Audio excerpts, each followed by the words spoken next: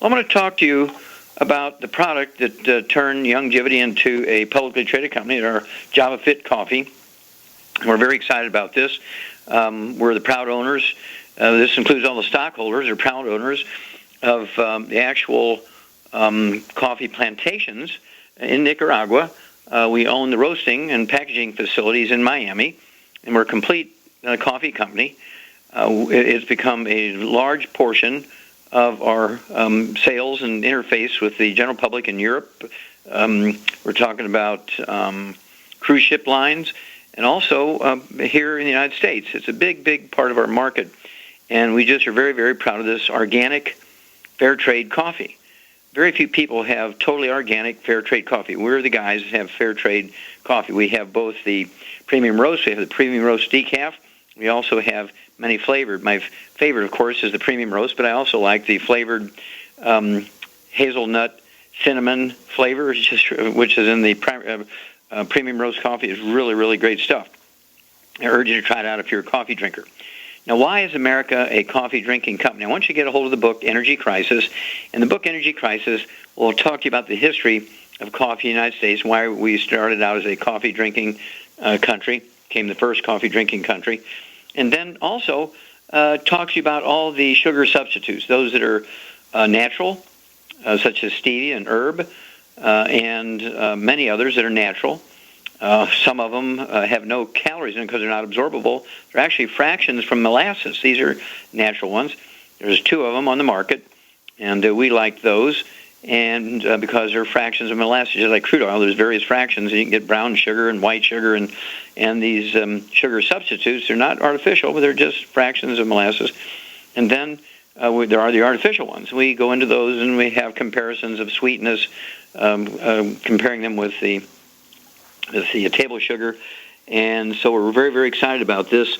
And we also have energy drinks such as Pollen Burst, the original, and Pollen Burst Plus, which is drop-dead gluten-free, and the Rebound in both the canned drink form, the sticks you tear off the top, put it in a bottle of water, or the canisters where you can make large amounts of the Rebound. It's the only sports drink with 100 nutrients in it.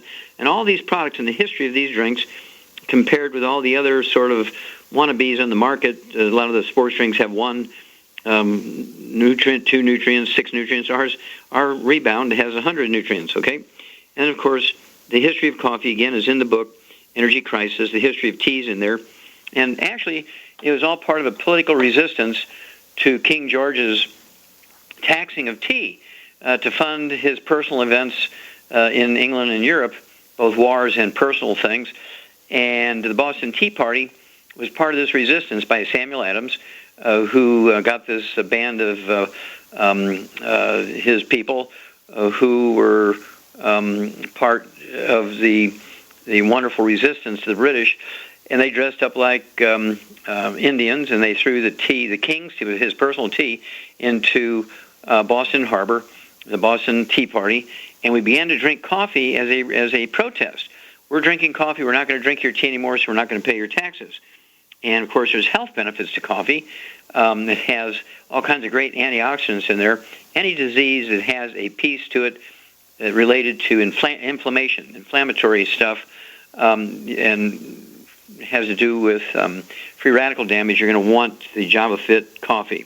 Also, when you have things like breathing problems, this, an emergency, even coffee and even tea, black tea and black coffee are just great ways to help dilate the bronchi when you have emergency things for asthma and COPD and emphysema thing, because it has the stuff in there that they actually have made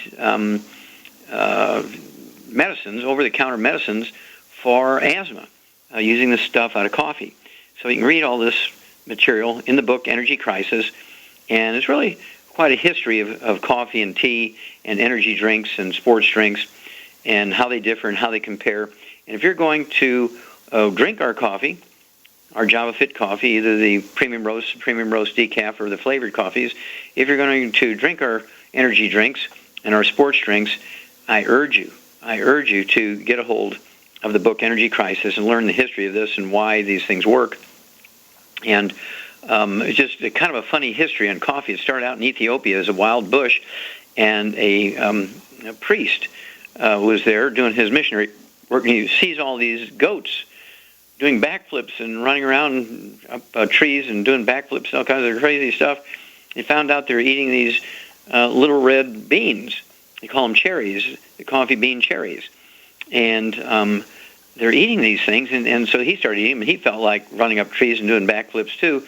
And that was the beginning of people seriously drinking this wild bush out there. Nobody was drinking it in Europe or the United States or soon to be America until this priest noticed these goats kind of going crazy. And the story of that, again, how coffee was brewed and how coffee houses started in Europe and America is in the book Energy Crisis. I urge you to get a hold of the book. There is a CD that goes along with it. Contact your Youngevity associate and ask about Energy Crisis. And if you haven't tried our Java Fit coffee, give Howard a break here and start using Java Fit. Become your own coffee baron or your own coffee baroness. We'll be back with more Truth, Justice, and the Youngevity Way on Dead Doctors Don't Lie for these messages. Okay, Doug, what pearls of wisdom do you have for us? Well, I thought we'd talk about another one of these impending epidemics, as I've got a CNN story here that is headlined, Modern Life Fuels an Old Infection. Could Diabetes Inflame a TB Epidemic? They're talking about tuberculosis here. They say as the world becomes more developed, the rise in prosperity in these countries could also be a rise in lethal infections, infectious disease, that is. Say changes in diets, lifestyles are taking place across these emerging countries and economies, and changes are resulting in higher rates of diabetes.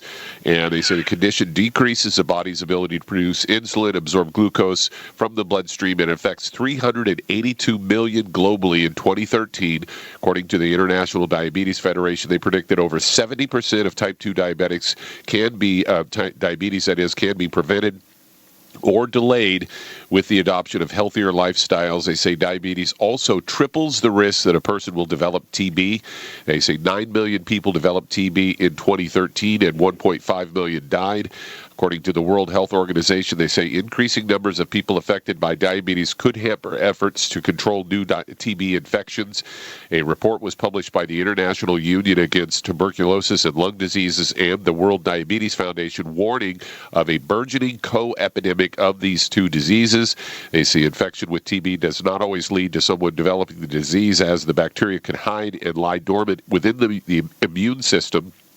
They say it's known as latent infection, and on average, people have about a 10% chance of an infection progressing to the active form.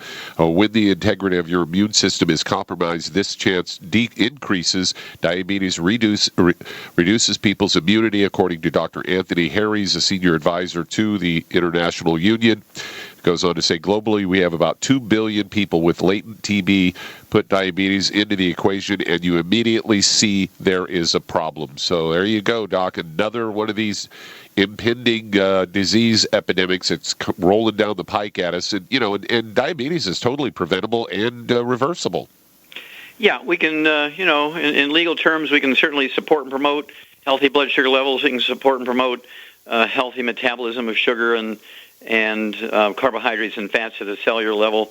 And this effectively makes diabetes a non-factor. And the reason is we've known for 70 years, Doug, that type 2 diabetes, which makes up 98% of the diabetic population in the world, actually is a simple mineral deficiency. We've known it for 70 years. It's not genetically transmitted. It's certainly not an autoimmune disease. So we could actually make the world type 2 diabetes free. Just like we've almost made the world scurvy-free by making sure everybody either eats or supplements a lot of vitamin C. We can make the world beriberi-free with supplementation of a single vitamin. We can make the world night blindness-free by supplementing with vitamin A. We can make the world vitamin B12 deficiency anemia-free by supplementing with B12.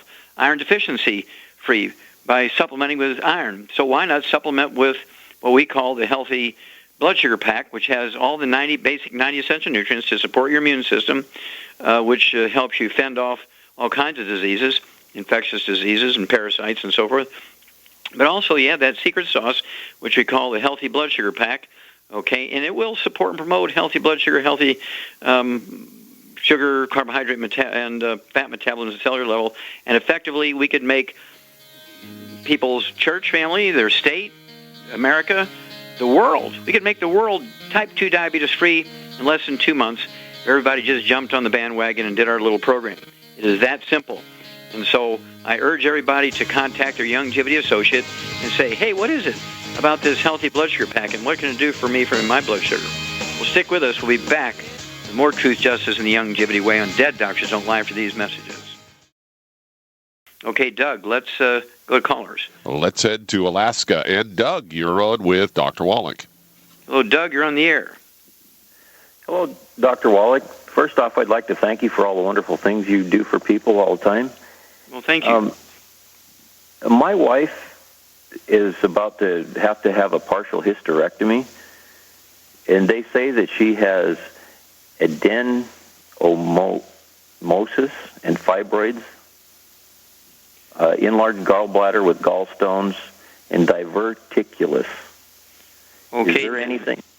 Okay, diverticulitis. Okay, do you have children? Yes. How many children do you have? One daughter. Okay, and how old is she? She's 12. Okay, does she have any asthma or skin problems? No. Any belly problems, any constipation or diarrhea or bloating or anything like that? No. Okay, so the daughter has no complaints? No. Okay, that's very good. Okay, but with diverticulitis, that's kind of a giveaway. Gallbladder problems, that's kind of a giveaway. And I missed that one. I got the, let's see here. She got diverticulitis. And so tell me about this uterine, she got fibroids, you say? Yes. Okay, and then the first one before that, the adeno... Okay, it's ADNOMYOSIS. Okay, adenomyosis. Yes. Okay.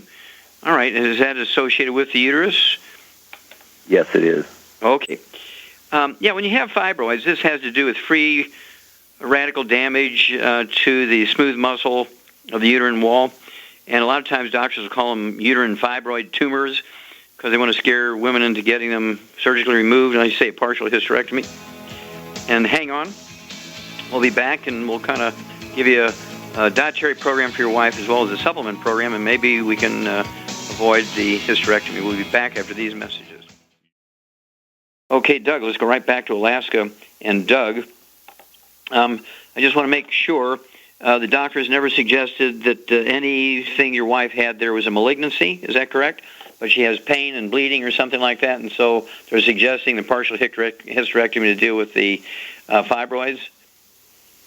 Yeah, she doesn't have any bleeding or anything like that. But she has discomfort?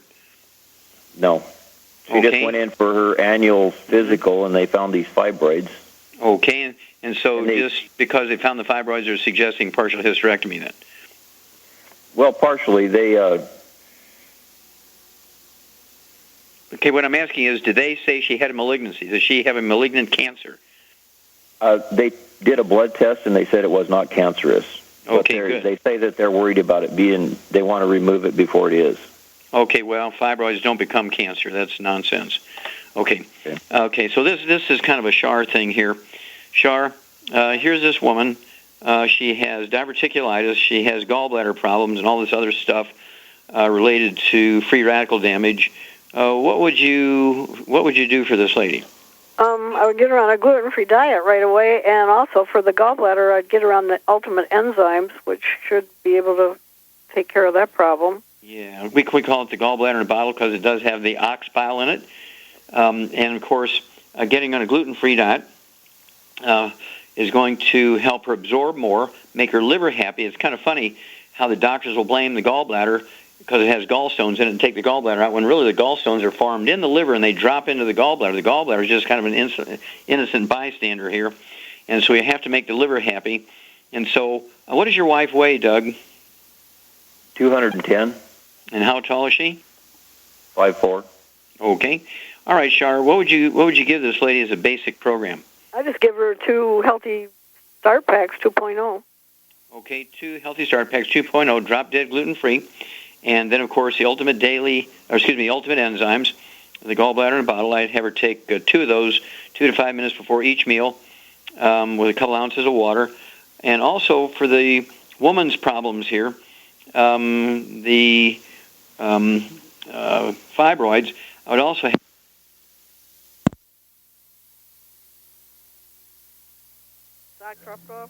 Yeah, you're on, Shar. Okay, yeah, for the women's problems, I would take the Women's FX. It's a liquid product for women's issues. And also, if they're worried that she's going to get cancer, I would take some extra selenium because that will prevent cancer. 2 of our selenium methionine capsules a day will prevent the incidence of breast cancer by 82%. And there's no drug that can do that. So that's what I would do, and keep all your parts. Definitely don't get the gallbladder out. It's worse without it. Definitely don't want to do that. We'll be back. Well, let's head to Texas. And Marion, you're on with Dr. Wallach. Hello, Marion. You're on the air. Hey, I'm following up on a 38-year-old female who got over breast cancer earlier this year. Okay. The issue is her original test back then was 35% hormonal, and then after 2 months on the nutrients, it went to negative. And so it's like 5 months follow-up.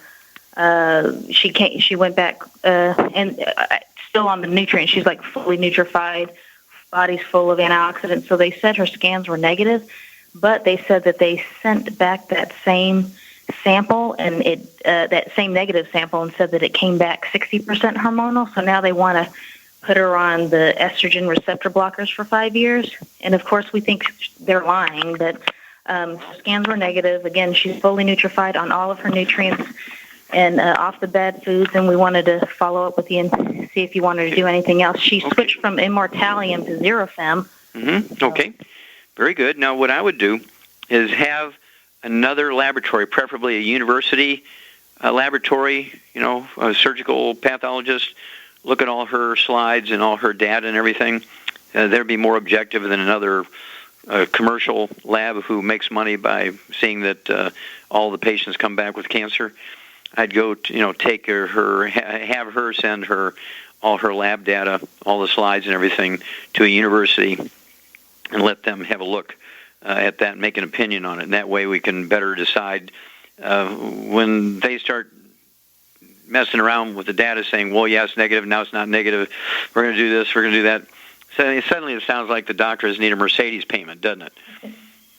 Yep. Yeah, and so I would, again, have her send the stuff to the university, and after they give a second opinion, then get back to me. But in the meantime, it doesn't hurt to stay on the nutrification and be sure she stays away from things that drive cancer. No fried foods, no processed meats with nitrates and nitrites, no oils, and no gluten. Call us when you get the second opinion, Marion. Okay, Doug, let's go to callers. Let's stay right there in Texas and head to Octaviano. You're on with Dr. Wallach. Hello, Octaviano. Hello, Dr. Wallach. Good afternoon. Sir. Good afternoon. What's up? I hope I can explain this in the right order. 8.5 years ago, I got diagnosed with diabetes. Okay. Which immediately I got into gluten-free diet and your mighty nutrients. Mm-hmm. And I have done pretty well. But recently, I got diagnosed with a disease they call hemochromatosis. And which is the doctor said there's nothing they can do except draw blood out of my body to get rid of it. Okay, hemochromatosis. Yeah, which is I don't believe that on it, and that's the reason I'm calling. Okay, good. Well, hemochromatosis can mean you have too many red blood cells. It can mean that you have a copper deficiency and you're not able to move iron around. And so what color is your hair? Do you have any gray hair? No, normal hair. I mean, I'm 50 years old age. I have a very little gray hair, not much. Okay, you have one or two gray hairs or none? What they said is I got this from either my father or my mother. And no. Which I don't believe in that either. Exactly, it's not genetic. Okay, so here's what do you weigh, sir? 185 pounds. 185? And I'm 5'8" inch tall. Okay. All right. Do you have any other issues? Any asthma, any skin problems, any bronchitis, any eczema, dermatitis? No allergies whatsoever. No, nothing like that. Okay, good. All right, Shar? Well, if he's got a copper and iron problem, all he needs to do is, take extra copper, and that'll take care of that, right? Well, how would he do that? Take selenium. Well, there you go. Our selenium has the copper cofactors added to it. And so I would stay on your 2 healthy blood sugar packs, as Shar said.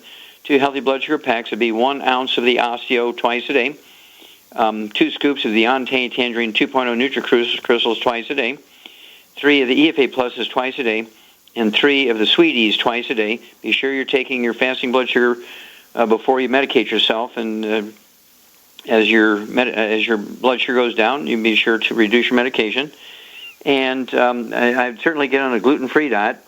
And also, I would, as Shar said, I'd go ahead and take 9 since you have symptoms. I would go ahead and take 9 of our selenium a day because you want the extra copper that's in there because we put extra copper in there as a cofactor for the selenium to work properly.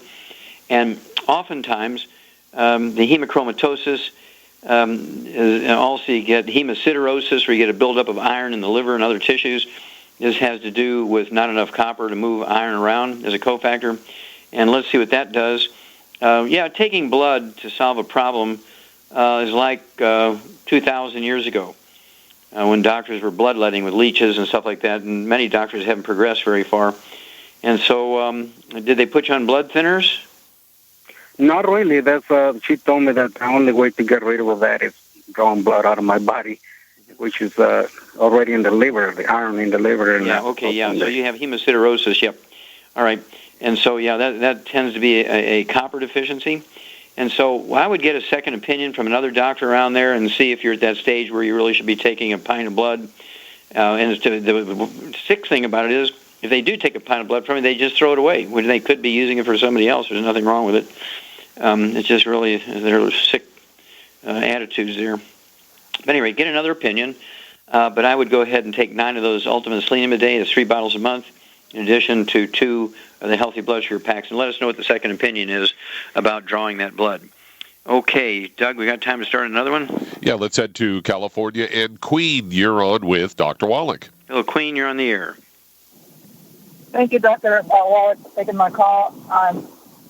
It's about my mother. I bought her the joint and bone pack, and I've been giving it to her.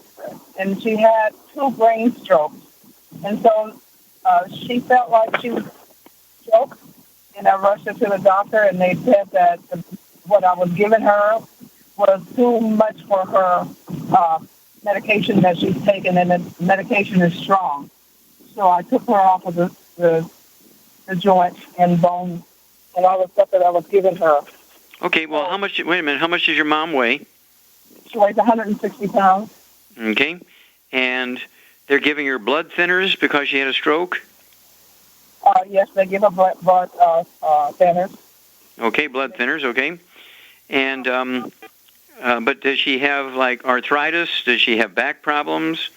She has arthritis, mm-hmm.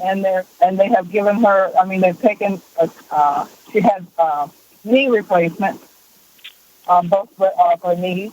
Mm-hmm. Uh-huh. And how soon after the knee replacements did she have the stroke? Her knee replacement, she walks with a cane. No, that's not what I'm asking. She had her knee replacement. How long ago did she have the surgery? She had her surgery like about 6 years ago. And when did she have the stroke? She had the stroke in 2012. Okay, 4 years ago. Or 2 years ago, I guess. Okay. All right, well, hang on. We'll be back after these messages. We're back with Dead Doctors Don't Lie on the ZBS Radio Network. Dr. Joel Wallach here for Longevity, 90 for Life Crusade. And Doug, let's go right back to California and Queen. Okay, here's what this comes down to. Your mom has severe osteoporosis and arthritis, and the doctors gave her a double knee replacement. Very, very radical surgery. Okay? This does not solve her osteoporosis or her arthritis because all the other bones in her joints are involved. And so these are going to get continuously worse until she's disabled. And then they're going to take her hips out and do her back surgeries and all this kind of stuff. And so it comes down to, is this debilitating enough is this painful enough for her where she wants to do something about this? If it's painful enough and debilitating enough, I would give her a minimum of 1 healthy bone and joint pack per month. Okay, and that's going to, again, support and promote maintenance repair of cartilage, ligaments, tendons, connective tissue, disc between the vertebrae, bone mixtures, bone and cell. The doctors are saying she can't have any of these supplements. I'd find another doctor. I would actually look for another opinion from another doctor, because these are essential nutrients, and it's a deficiency of these nutrients that result in arthritis and osteoporosis and so forth. And so we're looking for fractures and all kinds of things to happen without these nutrients. But only you guys can make that decision. You know, I can't tell you what to do here. I can just tell you what the possibilities are. But if you want to promote maintenance repair, she's going to have to supplement. You can't get enough of these things out of her food. And so I urge you to get another opinion from another neurologist or another cardiovascular doctor, somebody who understands strokes and things, and then get back to me after the second opinion. If she was my mom, I'd have her take the Healthy Bone and Joint Pack. But yeah, I'd get another opinion first before you make that decision. Okay, Doug, let's see if we can do one more here. All right, let's head to North Carolina. And Donna, you're on with Dr. Wallach. Hello, Donna, you're on the air. Hi, Dr. Wallach. Hi, how can I help you? Yes, I've had a hair analysis test, and I found that I and my son both have some deficiencies and a lot of allergies. And I wanted to tell you the deficiencies we have so I can make sure we're on the right program. Okay. Okay, mine are carnitine, creatine, lecithin, riboflavin, silica, vitamin Wait a minute. B2 and B5. Now, was that determined by a urine test? No, this was a hair analysis. Okay, now, I didn't hear a hair analysis. Okay, yeah. All right. And so when you looked at the graph on your hair analysis, were all the minerals kind of at the low end of normal? Any of them high, or were they all low? Well, they reported 85% and up. If you're that deficient, then it shows. So I guess it's pretty high. Well, did they present a graph, showing a bar of each mineral? No, they just said that they only reported if it's 85% or more. Mm-hmm. Okay, I don't like those kind of tests. I like to see every mineral that they run and see a graph plotted out. Okay. At any rate, Shar, when you have multiple deficiencies, what's the basic underlying problem, Shar, when you have multiple deficiencies? Well, it's probably a gluten intolerance, and you're not absorbing things. Your son has problems also. So we only got a few moments here, Donna, and I think Shar is exactly right. I think you have a gluten problem. I think your son got it from you because it's passed on through cord blood and breast milk, not a genetic thing. And see yourself and your whole family, including any of the other children you have, your siblings, your brothers and sisters, everybody needs to get on a gluten-free diet. And what do you weigh, Donna? 130. Okay. I'd get on one healthy brain and heart pack because I want you to have the selenium to support your liver when you start talking about carnitine deficiencies and all that kind of stuff. I want you to support your liver. And so one healthy brain and heart pack. I'd get an extra bottle of selenium so you can take 3 selenium twice a day. And then stay away from all the bad stuff, no fried foods and processed meats or oils, no gluten. And give us a call every couple of weeks. Let us know. You can do the same thing for your son. Let us know how you're doing, and we'll kind of walk you through this. Well, thank you so much, Shar. Super job. And thank you for taking over when I had to have a problem technically. Thank you so much, Doug and Richard. Superlative job, as usual, in the face of all kinds of electronic problems. Superlative job. God bless America. We'll be back another day.